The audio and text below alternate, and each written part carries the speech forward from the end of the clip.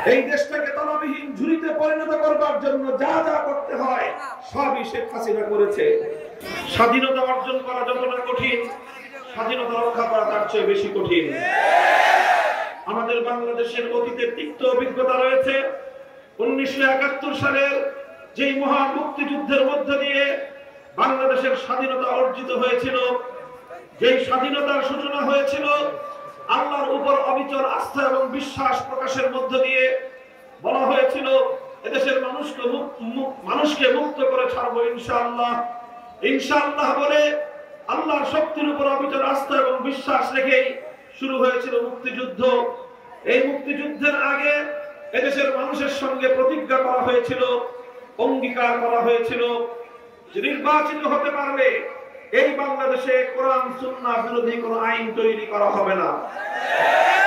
কোরআন সুন্নাহ বিরোধী কোনো আইন তৈরি না করার কমিটমেন্ট এবং অঙ্গীকারের মধ্য দিয়ে এদেশের মানুষ যাদেরকে সমর্থন জুগিয়েছিল, ইনশাআল্লাহ বলে আল্লাহর উপর অবিচল আস্থা এবং বিশ্বাস জ্ঞাপন করে শুরু হয়েছিল যে মুক্তিযুদ্ধ।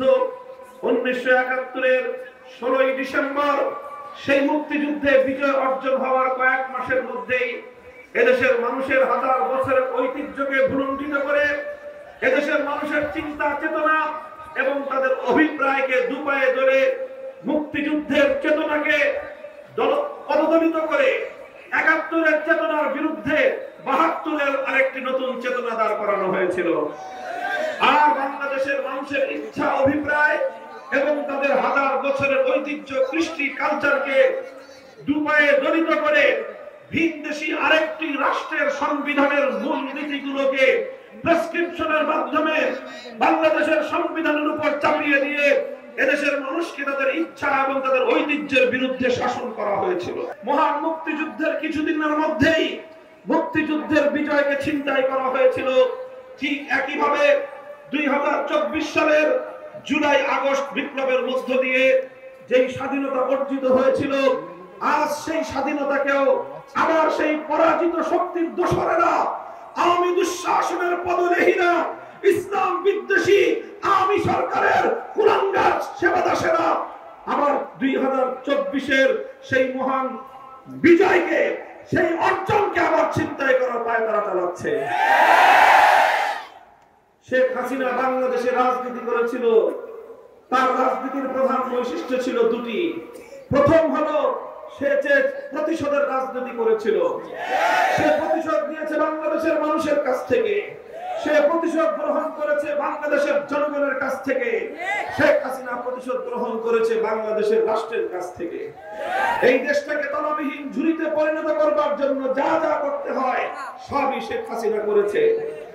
আর আপনারা শুনলে আশ্চর্য হবেন, শেখ হাসিনা শুধু বাংলাদেশের মানুষের কাছ থেকে এই প্রতিশোধ গ্রহণ করেনি, সে প্রতিশোধ গ্রহণ করেছে স্বয়ং তার দল আওয়ামী লীগের কাছ থেকে।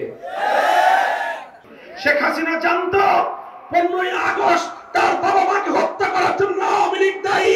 তিনি 50 বছর ধরে আওয়ামী লীগের বিরুদ্ধে সেই নাটক সাজিয়েছিলেন যাতে আওয়ামী লীগ আর বাংলাদেশে কোনোদিন রাজনীতি করতে না পারে।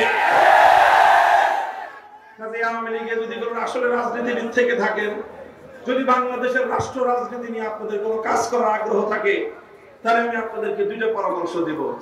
1 নম্বর পরামর্শ হলো, প্রথমে আপনাদের বড় অপরাধ হয়ে গেছে যে এই ধরনের একজন মানসিক বৈকল্যের শিকার একটা মানুষকে এই জাতির উপর আপনারা বছরের পর বছর চাপিয়ে রেখেছেন। এটা আপনাদের মস্ত বড় অপরাধ হয়েছে। এই জন্য আপনাদের তওবা করা দরকার। একটা গণতওবার আয়োজন করেন। শেখ হাসিনার মতো কোন ফ্যাসিবাদী নেতা নেত্রীকে আর কোনদিন আপনারা দলের নেতা বানাবেন না। আপনাদের সেই তওবা করানোর জন্য যা যা লাগে আমরা সব করব। 2 নম্বর আরেকটা পরামর্শ থাকবে, এই নামটাকে বদলে ফেলেন। কারণ এই আওয়ামী লীগ নামে যা কিছু হয়, এই সব এইভাবেই আস্তে আস্তে দিনে দিনে ক্ষয় হয়ে যায়।